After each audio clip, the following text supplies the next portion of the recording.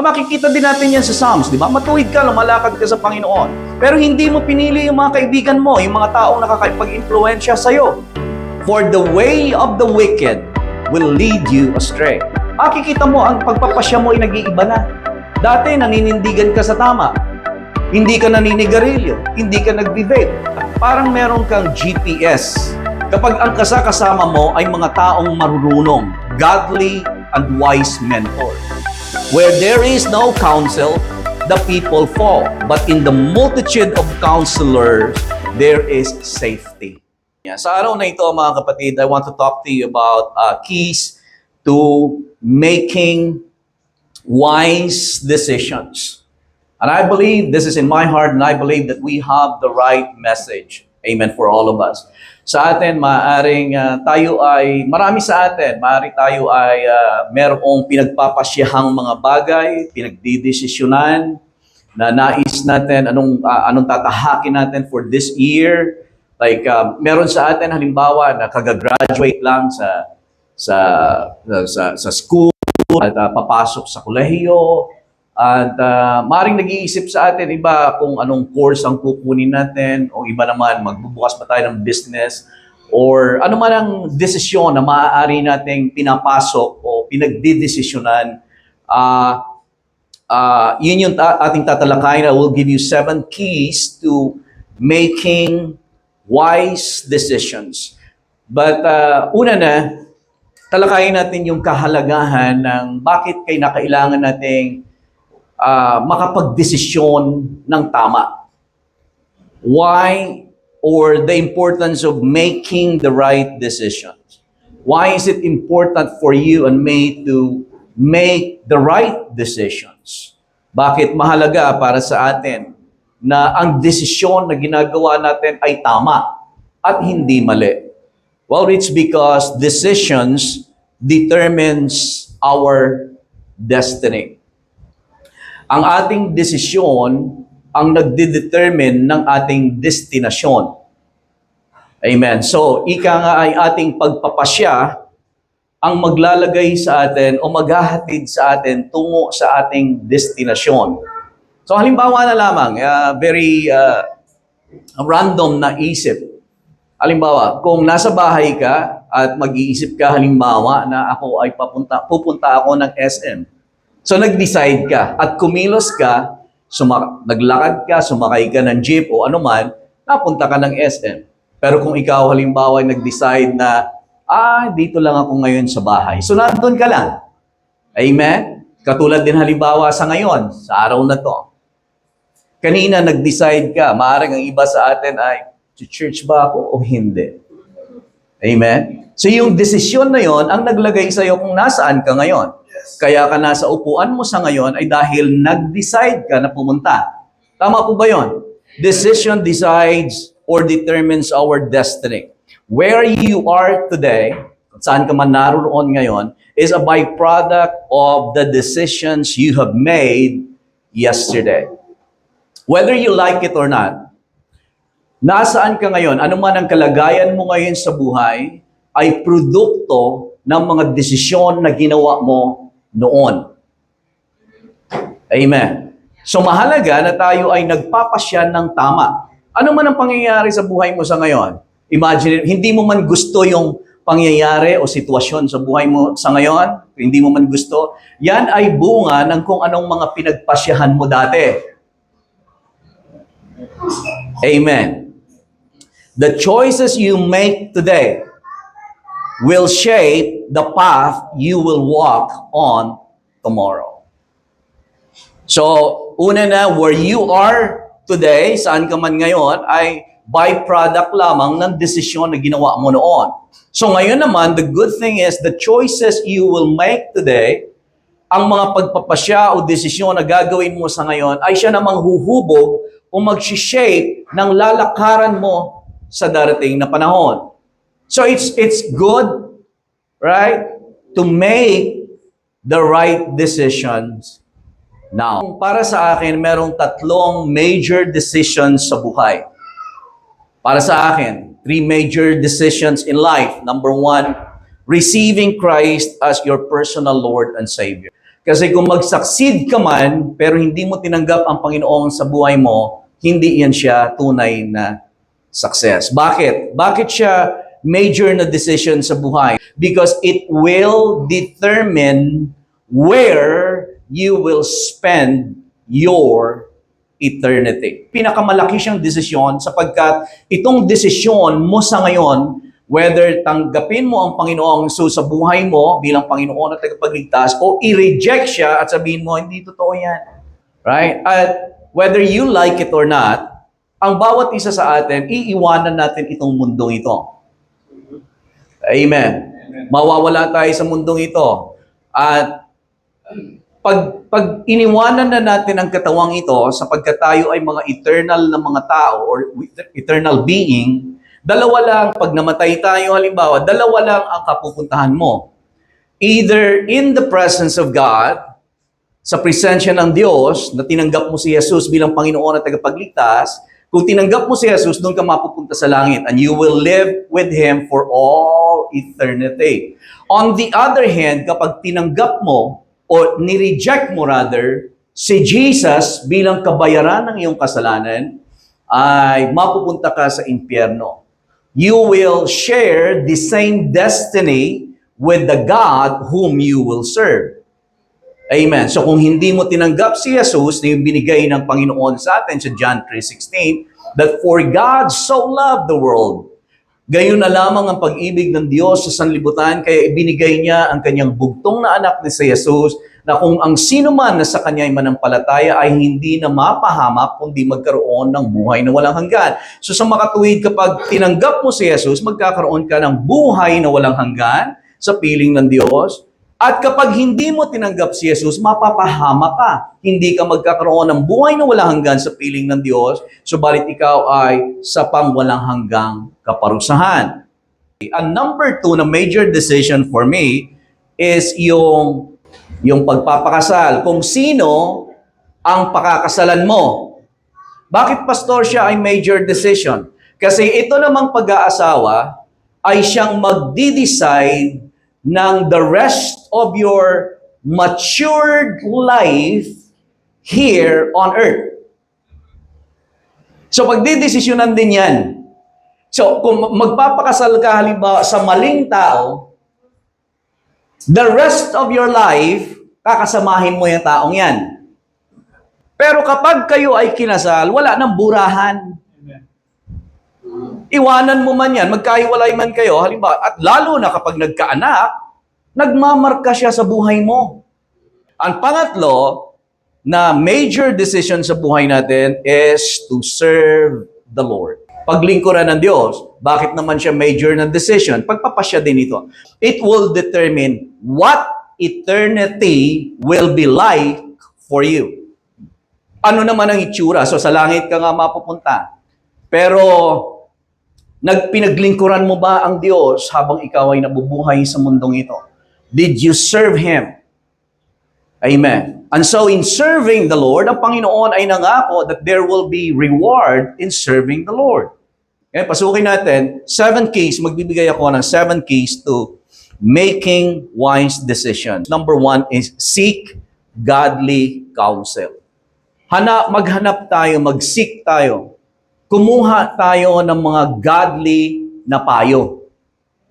Kung nagdidesisyon ka, huwag kang basta-basta magdesisyon agad-agad. Lalo na halimbawa, kung ang dinidesisyonan mo ay hindi lamang kakain ba tayo sa Sambuco Gin o sa Vikings. So very minor. Bayaan mo na yun, desisyonan mo na lang yan dyan. But more so, kung meron tayong tinatahak na medyo alam natin na magdedetermine sa ating hinaharap. So huwag ka kaagad magpapasya ng mabilis. Amen. Ang gagawin mo, kukuha ka ng payo, godly na mga counsel. Right? Seek godly counsel. Pero una, isa sa mga keys to seek godly counsel is, first, surround yourself with wise, mature believers who can provide biblical guidance and example. Paligiran mo ang sarili mo. Ito matalinong hakbang ito. So, in short, kung paiikliin mo yan, isa-summarize mo yan, guard your associations. Humanap ka ng mga tao na ang mga tao sa paligid mo dapat mga godly, wise. Dapat ang mga kaibigan mo may takot sa Diyos. Merong pagmamahal sa Biblia. Paligiran mo ang sarili mo ng mga taong ito. Kasi makakatulong sila sa iyo sa paggawa ng desisyon. Amen. Maging yung kanilang halimbawa ay makikita mo kung paano sila namuhay, anong kinalabasan ng kanilang buhay sa ngayon. Merong kasabihan ako na gustong-gusto patungkol sa associations. Show me who your friends are, and I will show you who you are. Ipakilala mo sa akin kung sino ang mga kaibigan mo at sasabihin ko kung ano kang klase. Sa Proverbs chapter 12, verse 12-26, merong mababasa tayong ganito. The righteous should choose his friends carefully, for the way of the wicked leads them astray. So pwede, kahit na ikaw ay matuwid na tao, makikita din natin yan sa Psalms, di ba? Matuwid ka, lumalakad ka sa Panginoon. Pero hindi mo pinili yung mga kaibigan mo, yung mga taong nakakapag-impluensya sa'yo. For the way of the wicked will lead you astray. Makikita mo, ang pagpapasya mo ay nag-iiba na. Dati, naninindigan ka sa tama. Hindi ka naninigarilyo. Hindi ka nag-vape. Parang meron kang GPS. Kapag ang kasama mo ay mga taong marurunong, godly and wise mentor. Mahalaga to mga kapatid, trust me. Where there is no counsel, the people fall. Kapag walang counsel, walang payo na mga godly na payo. But in the multitude of counselors, there is safety.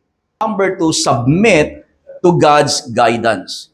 Proverbs chapter 3, 5 and 6, trust in the Lord with all your heart. So, ang pinag-uusapan na natin ngayon, submit to God's guidance. Kasi minsan, yung pag-guide sa atin ng Panginoon ay parang illogical sa atin.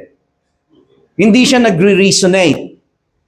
Dito tayo nililid ni Lord, pero ang nakikita natin sa pangharap ay parang, Lord, parang hindi siya nagre-resonate sa akin.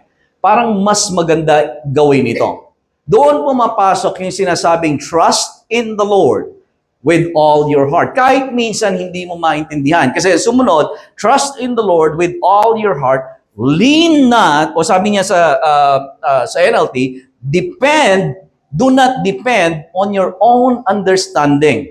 Huwag kang manangan sa pagdidesisyon mo, paglakad sa Diyos, kasama paglakad mo patungkol sa kalooban ng Diyos, magtiwala ka sa Panginoon. Amen. Trust in the Lord with all your heart. Walang reservation. Pero minsan may nakikita ka sa logic o sa kaisipan mo, pero Lord, bakit ganito? Bakit ganito? Depend not on your own understanding. Ang gagawin mo, seek His will in all you do. And He will show you which path to take. Pero mahalaga, una, makita mo, kasi dyan sa NLT translation, makikita mo yung tatlong bagay. Number 1, trust. Number 2, depend not. So meron kang dapat na pagtiwalaan. Amen. Kondisyon ng puso. Amen. Ang kondisyon ng puso mo dapat nagtitiwala kay Lord. Hindi nananangan sa sarili mong isipan. Seek, ang pangatlo niya, seek His will in all you do. Hindi yung logic mo. But number 3, discern the consequences of your choices. Magkaroon ka ng tinatawag na foresight kung ano ang mangyayari. So wag ka lang basta desisyon ng desisyon. Doon sa Genesis chapter 13, verse 8 to 13, may babasahin tayong ganito. Abraham, ito yung pangyayari na kung saan nagtatalo-talo yung mga alipin nila. So Abraham said to Lot, let's not have any quarrel between you and me. Huwag tayong magkaroon ng pag-aawayan, sabi niya. Between your herds and mine, for we are close relatives, we are brothers. Lot looked around and saw the whole plain. So nakita niya, so tinignan niya Siya ay nanangan, magpapasya siya, hindi po ba? Saan ako pupunta? Kaliwa o kanan? So, ang ginawa niya, tumingin siya. So, nakita niya ito, dito sa kanya, look around and saw that the whole plain of Jordan towards Zoar was well-watered, like the garden of the Lord, like the land of Egypt. This was before the Lord destroyed Sodom and Gomorrah. So verse 11, so Lot chose for himself the whole plain of the Jordan and set toward the east. So naghiwalay sila. Pero ang pinili niya kung saan yung sa tingin niya maganda. Well-watered. Pero may problema. The two men parted company. So verse 12, Abraham lived on the land of Canaan, while Lot lived among the cities of the plain, na sa tingin niya maganda, well-watered, parang Garden of Eden, and pitched his tents. What's the next two words? Near Sodom. So ito yung pagkakamali niya. So near lang malapit lang. So pag nakita niyo naman sa Genesis 14:12, na doon ay they also carried off Abraham's nephew Lot and his possession since he was living in Sodom. Una, nag-pitch lang siya ng tent niya sa near Sodom kasi yun yung nakita niya, okay to dito dito ako. Near Sodom. Pagkatapos, makikita mo na siya na he is living inside Sodom. Nasa loob na siya. Kapag ang desisyon mo ay base doon sa kung anong nakikita mo lamang sa panlabas, at hindi mo dinidiscern ito, hindi mo sinisik ang counsel, hindi mo sinisik ang guidance ni Lord, magdi-decide ka lang na doon sa base kung anong nakikita mo, amen. At hindi mo sinik ang guidance ni Lord and diniscern yung kalooban ng Panginoon o yung magiging consequences nito, yun yung nagiging problema. Sa Genesis chapter 19, may kikita kayo, hindi na natin basahin ito. Nung sila ay lumabas sila sa Sodom, ang kasama niya na lang kasi ang asawa niya ay naging pillar of salt. Ay, kasi lumingon siya. So tumira na lamang sila doon sa cave ng dalawa niyang anak. Pero may nangyari doon na hindi maganda. Incest ang nangyari. Nagkaroon ng incest doon. Kasi bakit ito nangyari? Kasi nga, nakuha nila doon sa pamamaraan at kultura ng Sodom and Gomorrah. So, ang point natin dito, sa pagdidesisyon natin, mga kapatid, isipin natin, i-discern natin yung kalalabasan nito. Lot's choice is a sobering reminder of how decisions can lead to spiritual compromise and devastating consequences. Like a ripple effect, every decision creates waves. Will your choice inspire faith in others to draw them away from God? Evaluate your decision based on your long-term impact, not just short-term benefits. Number 4, align your decisions with biblical principles. Ang Biblia, wag nating kalilimutan that biblical truth is like the blueprint for building a house. Minsan tinatamad man tayo magbasa, pero dapat alam natin ang kahalagahan ng salitang ito. Na sa buhay natin, mga kapatid, wala kang matibay na sandigan ng pagpapasya maliban sa salita ng Diyos. Ito yung blueprint mo. Amen. Blueprint sa pagtatayo ng bahay.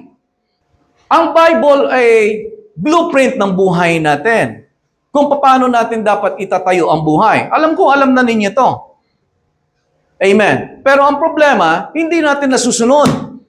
Ang pagtatayo natin ng bahay sa blueprint. Minsan talaga naman, kapag gusto natin, talagang walang blueprint. Amen. Sabi ng blueprint, huwag kang makipamatok sa hindi mo ka pananampalataya. Anong blueprint? Kaya minsan, doon tayo nagkakaroon ng mga relasyon natin nasisira. Yung buhay natin hindi maayos yung pagkakagawa. Ito'y paalala lamang, minsan nakakaligtaan natin ang halaga nito sa buhay natin. Nagdidesisyon tayo without even considering yung Biblia. Amen? Kung anong sinasabi ng salita ng Diyos. Your word is a lamp to my feet and a light to my path. So naipapaliwanag ko na ito, hindi po ba na parang kung babaligtarin natin, your word is a lamp to my feet, light to my path. So halimbawa sa ating kapanahunan sa ngayon, may poste. Right? Light. Ano ba? Madilim, may poste. Yun yung light to your path. Pero maliban sa light to your path, maliban sa ilaw na nasa poste, may mga pagkakataon na ikaw ay maglalakad, halimbawa kasi madilim, may mga lubak-lubak, may mga bato-bato, may mga bubog minsan. Kailangan mo ng lamp to your feet. Flashlight. O kaya yung sulo na nakalagay kahit may liwanag. Tayo, binigyan tayo ng Panginoon ng direksyon, naniniwala tayo sa Panginoong Jesus, hindi po ba? Meron tayong liwanag ng buhay. Meron tayong liwanag sa ating dadaanan. Pero kailangan natin ng instruction sa buhay. Ang light to my path, para yan siyang doctrine. Dapat tama yung doktrina mo. Yung lamp to your feet, yan yung instruction. Ang magbibigay sa iyo ng katagumpayan sa buhay, hindi doctrine. Ang magpapatibay sa ating buhay, dapat ang pundasyon natin, doktrina, maganda. Doctrine. Pero ang magbibigay sa iyo ng katagumpayan sa buhay mo, instruction, lamp to your feet. Kasi ang instruction, personal. Ang doctrine, general. Sa buhay, kailangan mo ng general na guidance, blueprint sa buhay, pero ang instruction, kailangan mo sa personal mong buhay. Amen. Yun ay bibigay sa iyo, walang iba kundi ng salita ng Diyos. Lagi nating itatanong sa paggawa ng desisyon, mga kapatid, always ask yourself, what does the Bible say? Kapag naging masyado siyang general, halimbawa, na wala sasabihin ng Biblia, doon ka magsisik ng guidance. At meron akong ipapayo sa inyo para sa mga kabataan. Halimbawa, nagbibinata ka na. Halimbawa, nagdadalaga. Doon na dumadating tayo sa punto na kung saan tayo ay parang hindi na natin kinukonsider yung ating mga magulang. Especially kung wala sila.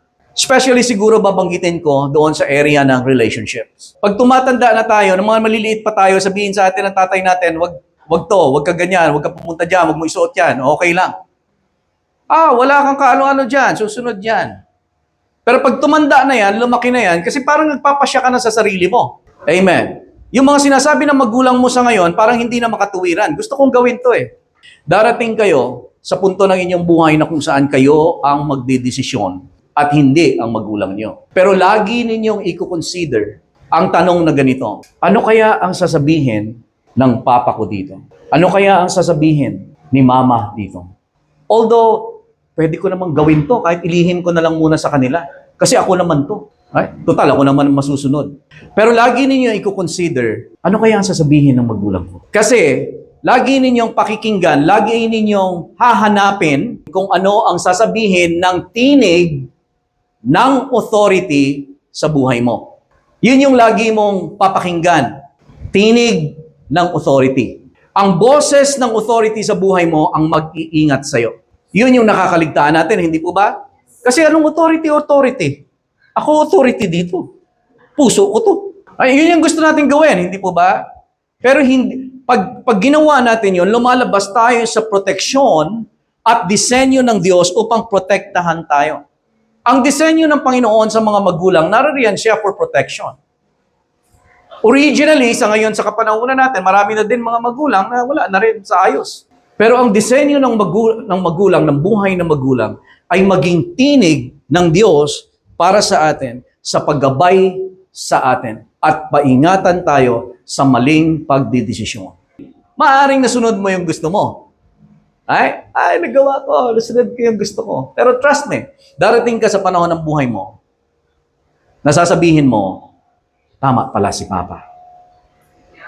Tama pala si Mama. Darating ka sa buhay mo na sana hindi ko ginawa. Panglima, evaluate personal motives. Pag magdidesisyon ka, anong motibo mo? Isik mo yung heart mo, ano bang motive mo?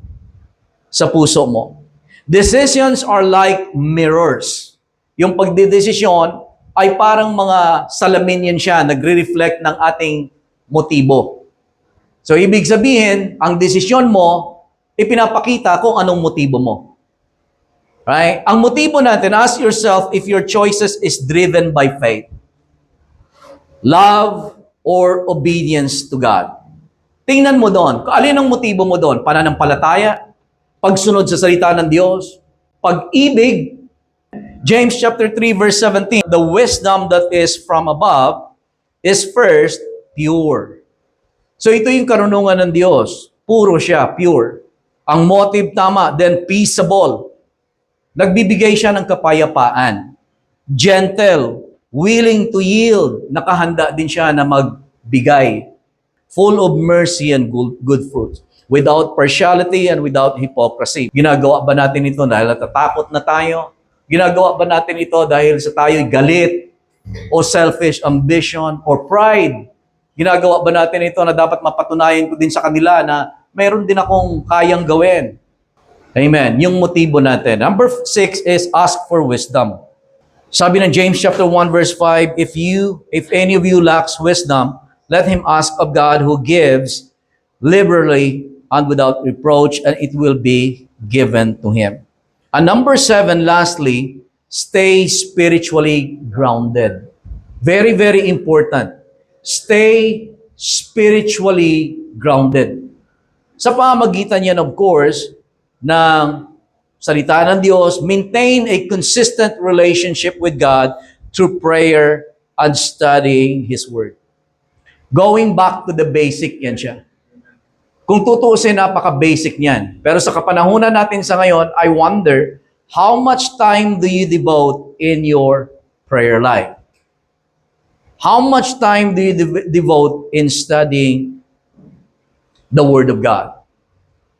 Amen. Dapat we have to stay spiritually grounded. Decisions made outside of spiritual grounding can easily lead astray. Kapag tayo ay doon, madalas sa buhay natin, ang mga desisyon na nagagawa natin, na hindi tayo spiritually grounded, ika nga, mahina tayo spiritually. Right? Doon tayo nakakagawa madalas ng mga desisyon na mga mali-mali. Amen? At doon natin nararanasan yung mga bagay na hindi natin dapat nararanasan. Sapagkat tayo ay nawala na natin ang footing natin, spiritual footing on the Word of God and in prayer. Amen. I-practice natin yung presensya ng Panginoon once more. Paano mo mapapractice ang presensya ng Diyos sa pamagitan ng panalangin? Na-realize ko na itong mga athlete na ito, halimbawa, ano ang nagbigay sa kanila doon sa point na kung saan sila ay na-recognize, gumaling ng ganon? Ang kanilang practice, ang kanilang training, ang kanilang consistency. Ano ang ginagawa ko with the things that God has given me? Am I training? Am I practicing? I am being consistent. Am I learning? Pero more than anything else, hindi tayo dapat maging magaling lang sa pangangaral. Amen. Subalit tayo dapat ay maging magaling doon sa kung paano natin nararanasan ang presensya ng Diyos. Amen. Pero paano natin gagawin yon? Sa pamagitan din ng training, practice. Practice His presence. In prayer. Practice His Word. Kung paano mo maririnig ang boses ni Lord? Practice in His Word. Amen. Practicein. Amen. Practicein kung anong kalooban ng Panginoon. Marinig ang kanyang kalooban na ang tibok ng puso ng Diyos ay maging tibok ng puso ko. Amen. Ang salita ng Diyos na may linya ko ang buhay ko ayon sa salita ng Diyos. What do? I need to practice. I need to train. I need to be consistent. Kasi kung ginagawa nila yon ng mga athlete, di ba? 1 Corinthians chapter 9 verse 27 rather. Everyone who competes in the games goes into strict training. Now they do it to get a crown that will not last, but we do it to get a crown that will last forever.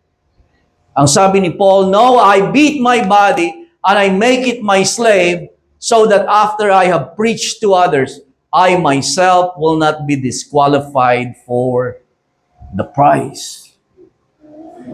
Amen. Kung nagpa-practice itong mga taong ito, para lamang makamit ang gusto nilang makamit sa buhay, kung anong desire nila na gusto nilang maging, ang mga Kristiyano, hindi mo matagpuan doon sa mga spiritual consistency and spiritual discipline na dapat sana nakikitaan sa kanila.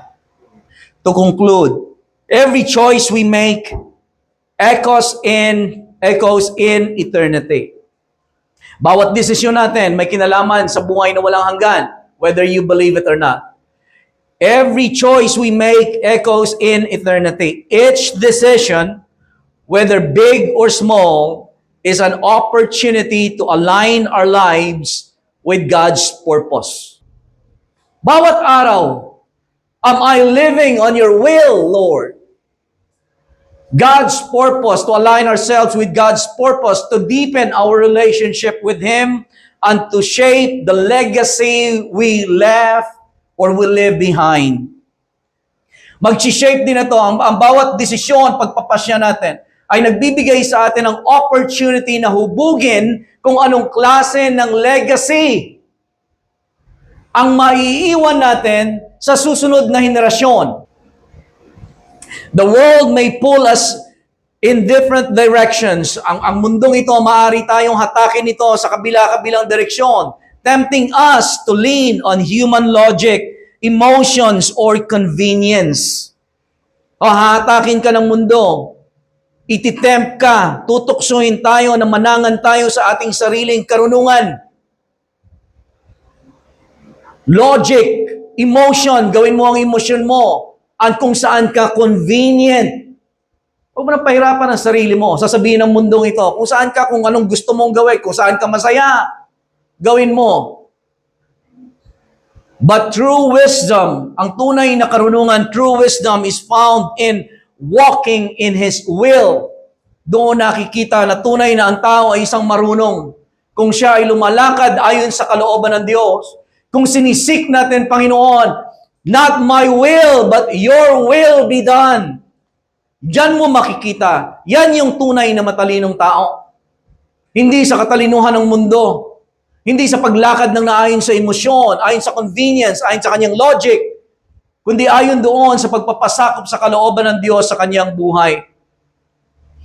Amen. When we seek godly counsel, yun yung number 1. When we submit to His guidance, yun yung number 2. And we anchor ourselves in His Word, yun yung mga sumunod.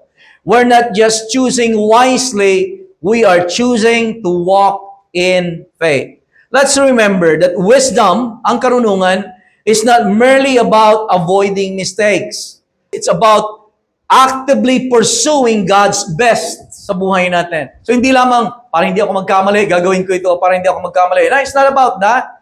It's about pursuing God's best. What do you have for me, Lord? I want your best, Lord.